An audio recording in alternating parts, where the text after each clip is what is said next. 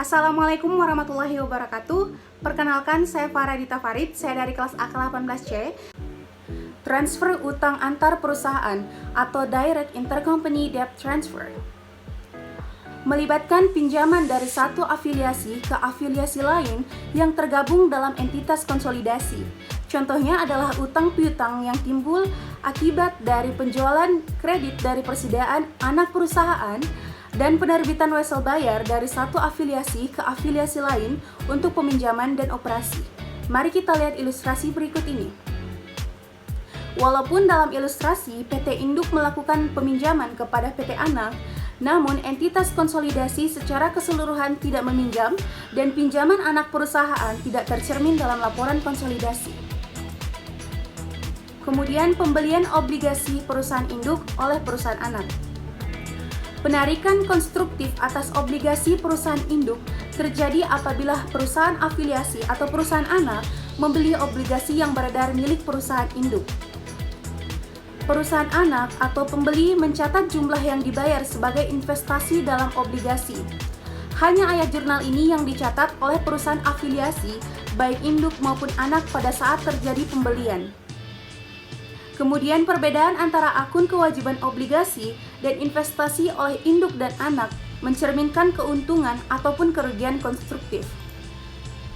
Mari kita lihat pada contoh kasus berikut ini. Transfer pada nilai nominal. Asumsikan pada tanggal 1 Januari, PT Anak meminjam sebesar 100 juta rupiah dari PT Induk dengan mengeluarkan kepada PT Induk obligasi dengan nilai nominal 100 juta rupiah, tingkat bunga kupon 12%, jangka waktu 10 tahun selama tahun 2000 sekian. PT Anak mencatat bunga obligasi sebesar 12 juta rupiah, yang dimana perhitungan ini yaitu 100 juta rupiah dikali 0,12 dan PT Induk mencatat pendapatan bunga dengan jumlah yang sama. Penjelasannya yaitu dalam penyusunan laporan keuangan konsolidasi tahun terkait diperlukan 2 ayat jurnal eliminasi dalam kertas kerja konsolidasi untuk menghilangkan pengaruh utang antar perusahaan sebagai berikut. Utang obligasi pada posisi debit senilai 100 juta rupiah, kemudian investasi pada obligasi PT Anak sebesar 100 juta rupiah di posisi kredit. Ayat jurnal ini mengeliminasi kepemilikan obligasi antar perusahaan. Kemudian jurnal kedua yaitu pendapatan bunga senilai 12 juta rupiah, kemudian beban bunga senilai 12 juta rupiah di posisi kredit. Ayat jurnal ini mengeliminasi bunga antar perusahaan. Selanjutnya yaitu transfer dengan diskonto atau premium. Pada tanggal 1 Januari tahun terkait, PT Induk membeli obligasi dengan nilai nominal senilai 100 juta rupiah, tingkat bunga 12% dengan jangka waktu 10 tahun. Dari PT Anak dengan harga 90 juta rupiah. Bunga obligasi terutang pada tanggal 1 Januari dan 1 Juli. Beban bunga yang diakui oleh PT Anak dan pendapatan bunga yang diakui oleh PT Induk setiap tahun termasuk amortisasi diskonto adalah sebagai berikut. Penjelasannya yaitu bunga tunai senilai 12 juta yang didapatkan dari 100 juta rupiah dikali 0,12%, kemudian amortisasi diskonto senilai 1 juta rupiah yang didapatkan dari 10 juta dibagi 20 akan menghasilkan 500.000, kemudian dikali dengan 2 periode yang akan menghasilkan 1 juta rupiah. Bunga tunai dan amortisasi diskonto ini akan ditambahkan dan akan menghasilkan beban dan pendapatan bunga senilai 13 juta rupiah. Setengah dari jumlah tersebut diakui pada setiap 2 periode pembayaran bunga selama setahun. Walaupun metode amortisasi bunga efektif umumnya digunakan untuk amortisasi diskonto atau premium, metode garis lurus dapat diterima selama hasilnya tidak berbeda dengan secara material dengan metode bunga efektif dan jika transaksi tersebut merupakan transaksi antar induk perusahaan dan anak perusahaan atau antara anak perusahaan dengan induk perusahaan yang sama.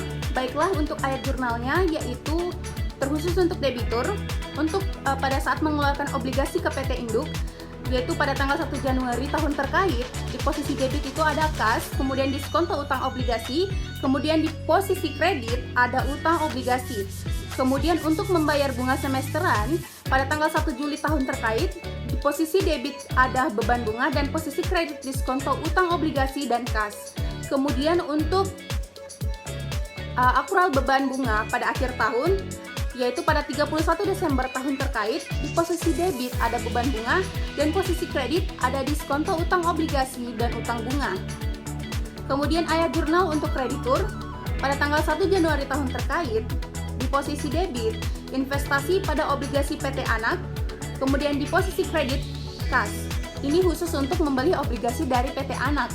Kemudian pada tanggal 1 Juli tahun terkait, di posisi debit terdapat kas, kemudian investasi pada obligasi PT Anak, kemudian di posisi kredit ada pendapatan bunga. Jurnal ini pada saat menerima bunga dari investasi obligasi. Kemudian pada tanggal 31 Desember tahun terkait, di posisi debit terdapat piutang bunga dan di posisi debit terdapat piutang bunga dan investasi pada obligasi PT Anak, kemudian di posisi kredit terdapat pendapatan bunga.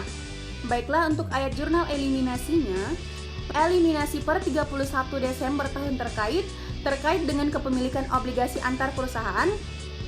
Di posisi debit ada utang obligasi, kemudian di posisi kredit ada investasi pada obligasi anak dan diskonto utang obligasi. Jurnal ini digunakan untuk mengeliminasi kepemilikan obligasi antar perusahaan. Kemudian di posisi debit ada pendapatan bunga dan di posisi kredit ada beban bunga. Jurnal ini digunakan untuk mengeliminasi bunga antar perusahaan. Kemudian di posisi debit itu ada utang bunga, kemudian di posisi kredit piutang bunga. Jurnal ini digunakan untuk mengeliminasi piutang atau bunga antar perusahaan. Kemudian eliminasi terkait dengan obligasi pada akhir tahun terkait, yaitu di posisi debit ada utang obligasi, kemudian di posisi kredit ada investasi pada obligasi PT Anak, kemudian diskonto utang obligasi. Kemudian jurnal ini digunakan untuk mengeliminasi kepemilikan obligasi antar perusahaan. Kemudian selanjutnya yaitu di posisi debit ada pendapatan bunga dan di posisi kredit ada beban bunga. Nah, jurnal ini digunakan untuk mengeliminasi bunga antar perusahaan. Kemudian yang terakhir yaitu di posisi debit ada utang bunga dan di posisi kredit ada piutang bunga. Jurnal ini digunakan untuk mengeliminasi piutang bunga antar perusahaan. Terima kasih.